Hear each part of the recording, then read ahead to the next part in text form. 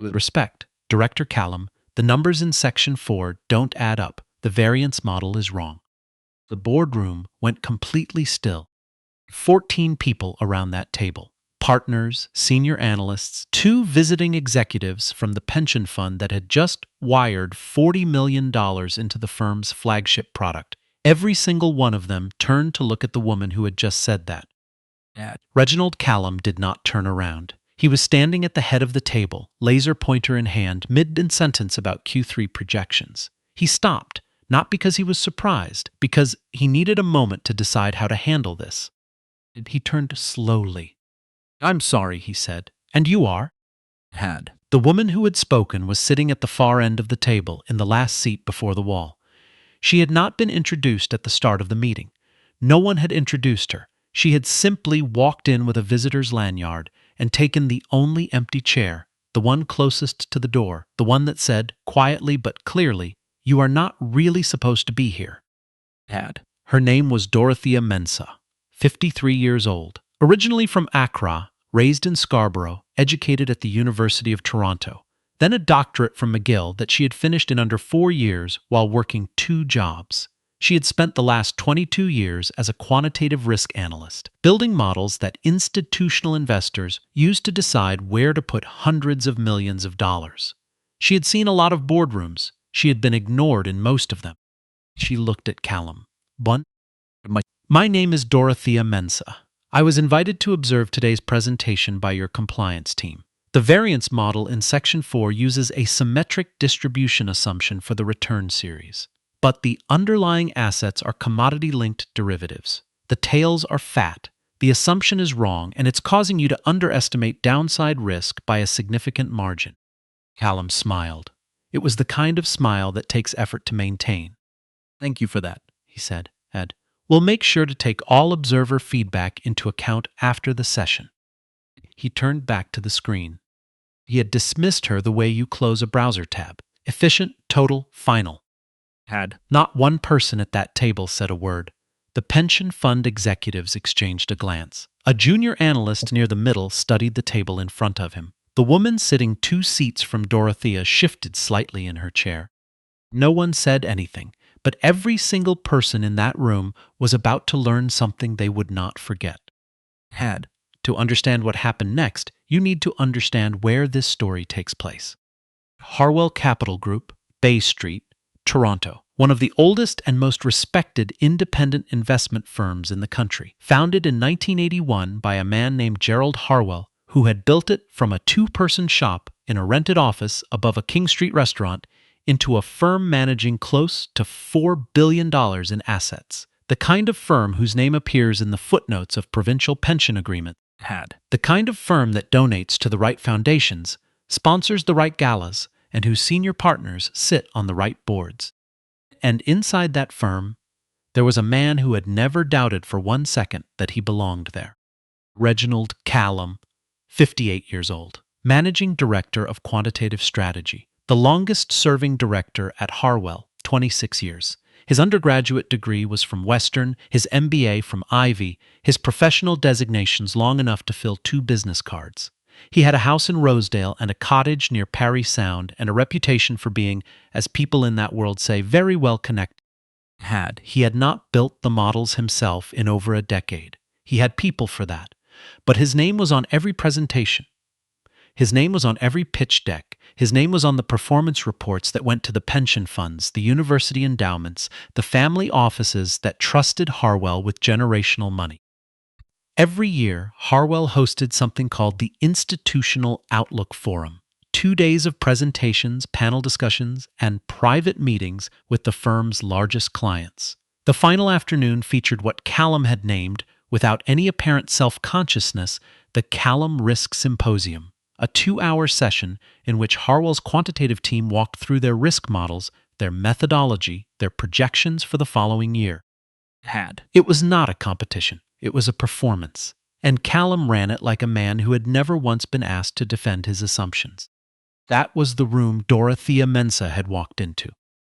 She had not been invited to present. She had not been invited to participate. She had been brought in by Harwell's internal compliance team, specifically by a woman named Patricia Osei, who was the firm's head of regulatory risk and who had been quietly concerned about the methodology in Callum's models for several months. Patricia could not raise those concerns directly without triggering a political chain reaction inside the firm. So she had found a different way. She had invited Dorothea to attend the forum as an independent observer with credentials that allowed her to sit in the room. It was a long shot. Patricia knew it. Dorothea knew it. But Dorothea had spent 22 years being a long shot. She had not come to make friends. She had come because she had read the methodology notes, and what she had read had kept her awake for 2 nights running. The bus from Scarborough took 45 minutes. She had left the house at 6:15 in the morning, a travel mug of coffee and a folder of printed pages under her arm. She had worn a blazer she had owned for 11 years because it still fit perfectly, and because she had learned long ago that the clothes you wear in a room like that are the first thing people use to decide whether to listen to you. She had been told the meeting started at 9. She arrived at 8:40. The receptionist at the front desk had looked at her lanyard, looked at her, and asked if she was there for the catering setup. Dorothea had said no. She had given her name, spelled it out, and waited. The receptionist had made a call. Someone had come to escort her to the boardroom. She had taken the seat at the end, the one closest to the door. For the first hour, she sat and listened and took notes. She watched how Callum moved through the room. When the pension fund executives asked questions, he leaned in, warm, engaged, name-dropping shared acquaintances in Ottawa and Calgary with the ease of a man who had been building those networks since university. When one of the junior analysts asked a clarifying question about the model parameters, Callum had paused, smiled, and said, "We can take detailed technical questions offline. Let's not slow down the room." He did not look at Dorothea once. But she kept writing. And then section 4 appeared on the screen. The slide was titled Volatility Risk Framework, Q4 Projection. It showed a bell curve, clean, symmetrical, the kind of distribution you draw in a first-year statistics course to explain how randomness works under ideal conditions. Commodity-linked derivatives are not ideal conditions. Dorothea knew this the way she knew her own handwriting. Fat-tailed distributions, asymmetric drawdowns. The left tail of the curve does not behave like the right tail, and if you assume it does, if you build your risk model as though catastrophic losses are as unlikely as catastrophic gains, you are not measuring risk. You are performing the idea of measuring risk. And if the numbers were wrong, the pension fund executives in that room were about to tell their clients that $40 million was safer than it actually was. She raised her hand. Callum did not look at her. He moved to the next slide. She raised it again.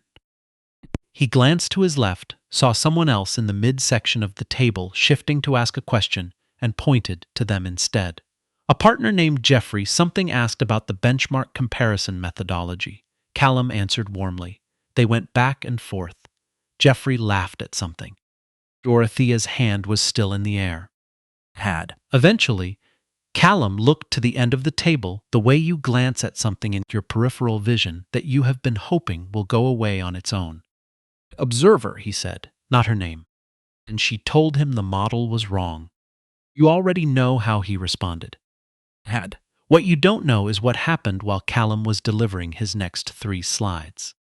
At the opposite end of the table from Dorothea, a woman named Dr. Helen Fournier was sitting very still. Helen was 61 years old, a recently retired professor of actuarial mathematics from the University of Waterloo, and she was attending the forum as a client representative on behalf of one of the university endowment funds that Harwell managed. She was not employed by Harwell. She did not report to Callum. She had no relationship to protect and no political calculation to make.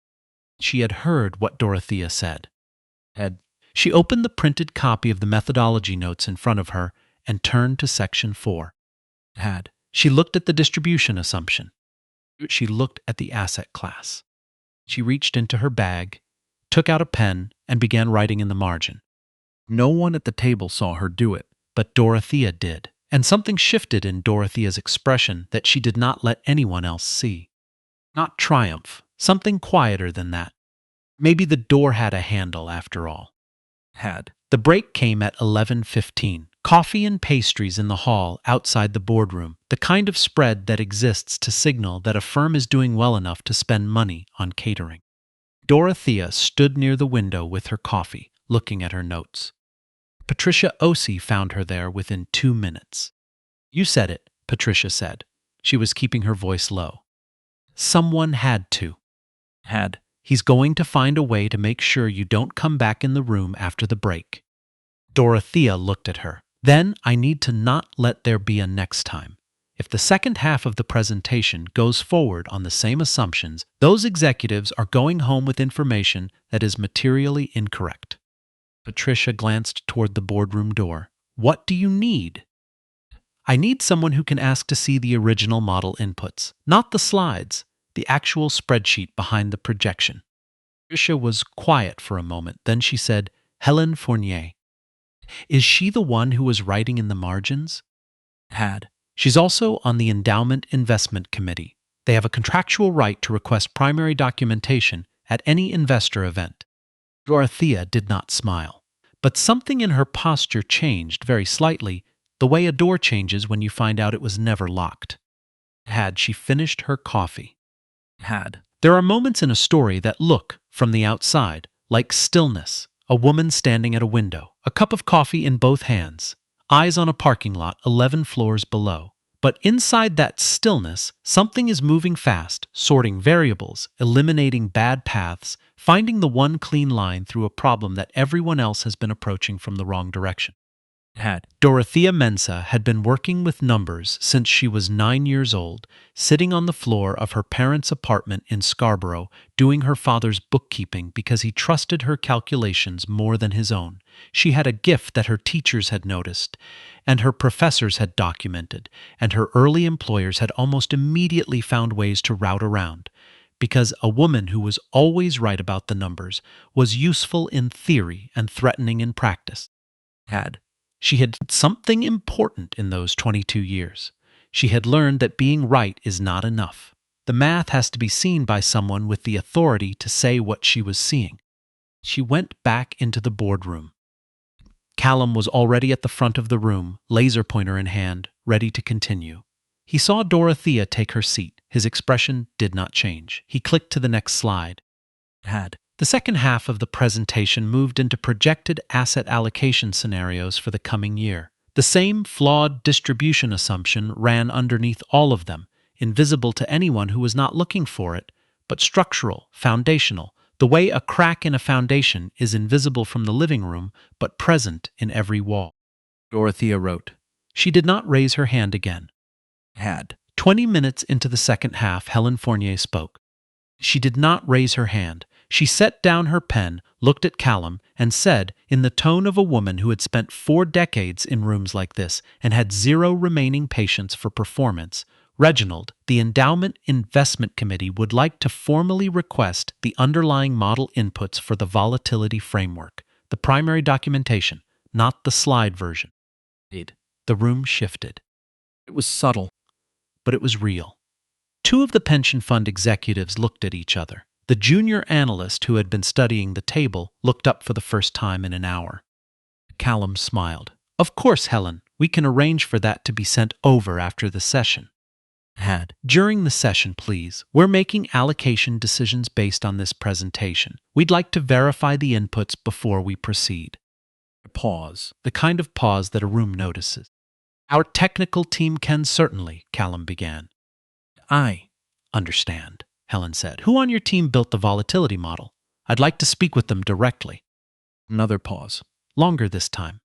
The person who had built the volatility model was a 29-year-old analyst named Marcus Webb, who was sitting in the second row and who had, in fact, raised a concern about the distribution assumption with Callum 3 weeks earlier and had been told, politely but clearly, to run the numbers the way the slide required. Marcus was now looking at the table in front of him with an expression that suggested he very much wished he were somewhere else. Callum said the technical team was available for follow-up conversations after the presentation concluded. Helen looked at him for a moment. Then she wrote something on the notepad in front of her, tore the page off, and slid it to the pension fund executive sitting beside her. The executive read it. His expression did not change, but he reached into his jacket pocket and took out his phone. Callum watched this happen. He kept his smiles in place, but something behind his eyes shifted. He had run this event for 16 years. He knew when a room was following him and when it was starting to do its own math. He clicked to the next slide. But the slide didn't land the same way. Not because the content was different. Because 3 people at that table were no longer listening to the presentation. They were listening to the number underneath it. Here is something that does not get talked about in boardrooms. There is a kind of exhaustion that has nothing to do with sleep. It is the exhaustion of spending a full day in a room where you have to be twice as certain before you speak and half as visible before you arrive, where the standard for your credibility is set higher than the standard for the people whose names are on the wall, where being right once is not enough because they need you to be wrong eventually and they are patient. Dorothea had been carrying that exhaustion since 8:40 that morning, since the receptionist's question about the catering. She had carried it through the first hour of the presentation and the break and the second half and every minute of sitting at the far end of a table where the only empty seat had been the one closest to the door. She was still carrying it when the break was called at 12:45 and Helen Fournier crossed the room and sat down in the empty chair beside her. "The variance model," Helen said without preamble. "Walk me through what you saw." Dorothea looked at her. "You had it in under 10 minutes, Helen said. "I watched you. You knew it from the moment the slide went up. The distribution assumption doesn't fit the asset class. How far off is the downside risk estimate?" Dorothea opened her notebook. She had been working through the numbers during the second half of the presentation, by hand on the margins of her notes. She turned the notebook so Helen could see. Helen looked at it for a long moment, then she looked up. "This is not a rounding error." "No," Dorothea said, "it's not." "If these projections go to the endowment's investment committee with this methodology, we're allocating to a risk profile that doesn't exist." "Yes." Helen closed her eyes for exactly 3 seconds. Then she opened them. "I'm going to need a full written analysis, your name on it, today." Dorothea looked at her. "I'm an external observer. I don't have standing to submit a formal finding to this firm." "You don't need standing with this firm," Helen said. "You need standing with the endowment, and the endowment has a fiduciary obligation to investigate a material discrepancy in the risk documentation of any fund it allocates to." She paused. "Do you have somewhere you need to be this afternoon?" Dorothea thought of the bus, the 45-minute ride back to Scarborough, the kitchen table where she had been working the night before, the printed pages spread out under the single overhead light while the rest of the house was asleep. "No," she said, "I have time." They worked in a glass-walled meeting room on the 11th floor for 2 hours and 40 minutes. Helen had requested original model documentation through the client portal, which Harwell's compliance team could not refuse. Marcus Webb had been asked to attend, and he had come in looking like a man walking to a conversation he had been dreading for 3 weeks. He sat down, opened his laptop, and pulled up the original spreadsheet, the one behind the slides, the one with the actual input. He was quiet for a moment after he sat down, then he said, "I flagged it." Helen looked at him. 3 weeks ago, I put a note in the model audit log, the fat tail adjustment. I said the symmetric assumption wasn't appropriate for the underlying asset class." He paused. "I was told to proceed with the existing methodology." Dorothea did not say anything. She looked at the screen. "Who told you that?" Helen asked. Marcus was very still. "It's in the audit log." Helen wrote something down. What happened next did not happen in a boardroom with cameras and applause. It happened in emails and phone calls, and a formal written request submitted to Harwell's Compliance Committee by the University Endowment's Investment Committee the following morning. It happened in a conversation between the chair of that committee and the firm's founding partner, a 78-year-old man named Gerald Harwell, who had built the firm on the principle that institutional trust is the only currency that matters and that it takes 30 years to build and 30 minutes to lose. It happened when Gerald Harwell read Helen Fournier's formal letter, attached to which was a 12-page quantitative analysis written by Dr. Dorothea Mensah, and asked his assistant to schedule a call. Reginald Callum was placed on administrative leave pending an internal review 4 days after the forum. The risk models were pulled from client distribution. Marcus Webb's audit log entry was verified, documented, and preserved. 3 other analysts came forward with similar accounts of concerns that had been redirected or quietly closed. Callum had 26 years at the firm. He had connections in Ottawa and Calgary. He had a name on the door of the symposium and a network that stretched across Bay Street like something grown over decades. It did not matter, because the numbers did not care about any of that. 2 weeks after the forum, Dorothea received a call from Patricia Osei. The endowment has formally thanked you, Patricia said. Helen Fournier submitted a letter of recognition to the board. Dorothea was sitting at her kitchen table, the same overhead light. I also want you to know, Patricia said, that there's going to be an opening in the compliance division, a formal role, external model validation. I don't think it's a coincidence that the posting is going up next week. Dorothea was quiet for a moment. You should apply, Patricia said. I'll think about it. She did think about it. For about 4 days, she thought about Bay Street and boardrooms and the receptionist who had asked about the catering. She thought about the seat at the end of the table, the one closest to the door. She thought about 22 years of being right in rooms that needed her to be wrong. Then she thought about Marcus Webb, 29 years old, who had logged a concern in an audit trail 3 weeks before the forum and had been told to proceed anyway, who had carried that for 3 weeks in a building full of people who should have listened, who had sat down in a glass-walled room and said, quietly, I flagged it, and then opened his laptop and showed them everything. She picked up the phone and called Patricia back. I have one condition, she said. What's that?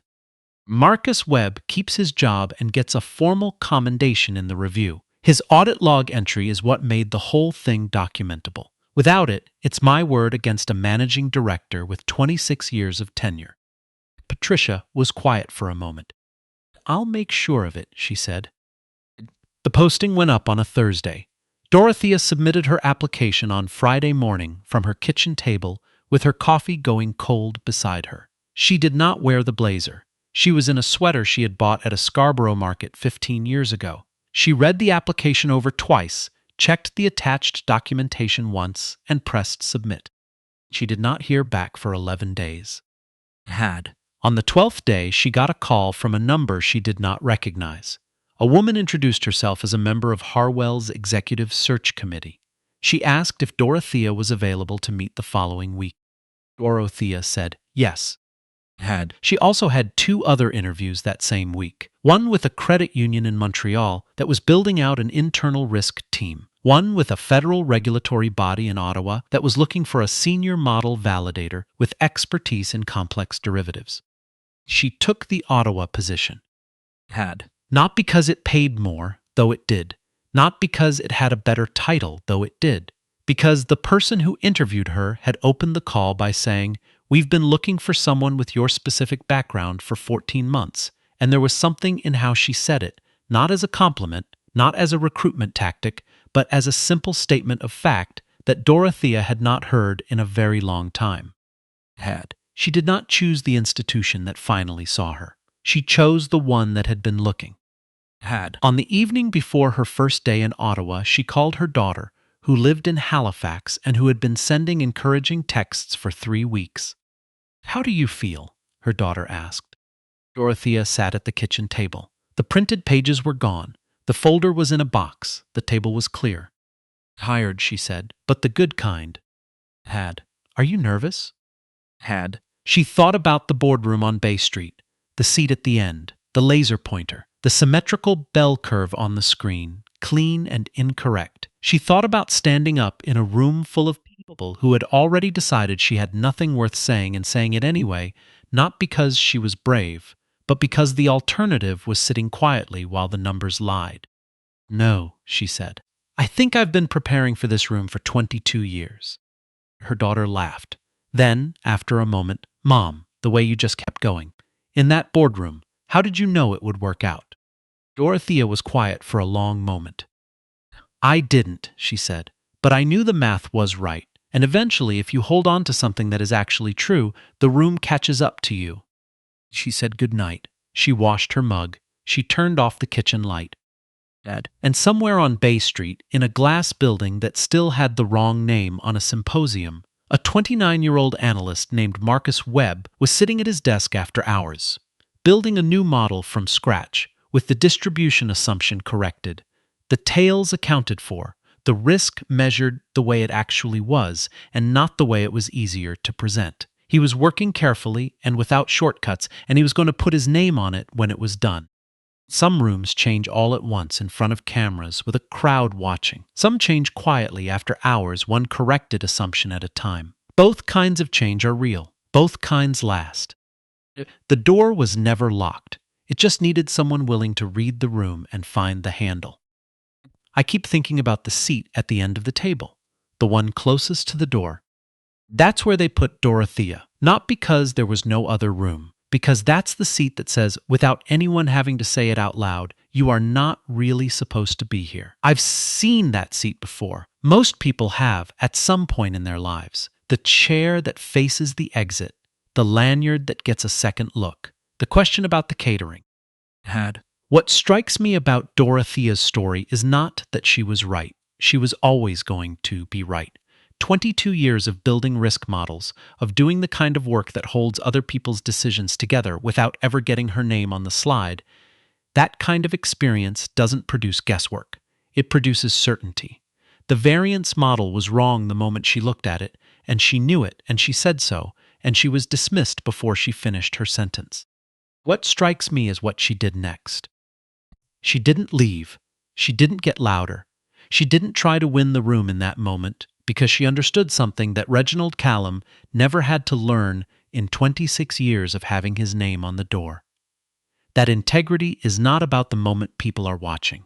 It's about what you hold on to when they've already looked away. That's what I'd call moral clarity.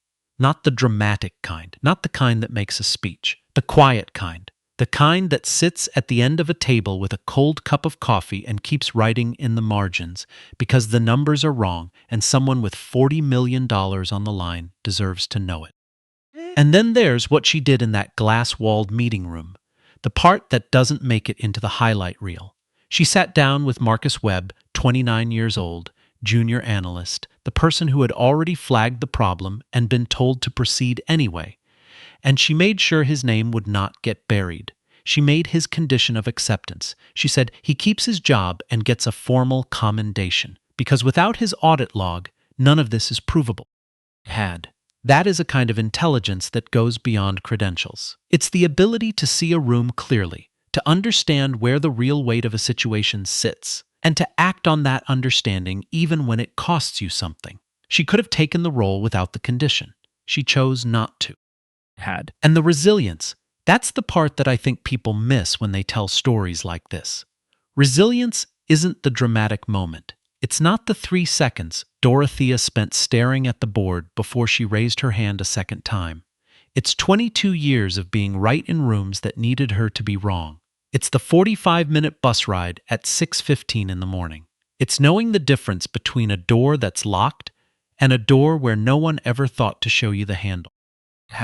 She ended up in Ottawa at an institution that had been looking for her for 14 months, not the one that finally let her in, the one that had been searching. I think about that distinction a lot. We spend so much time trying to get into rooms that were never designed to hold us, when sometimes the room that wants us has been waiting all along. The work is knowing the difference. The math is always honest. People, for a while, are not. But if you hold on to something that is actually true, the room catches up.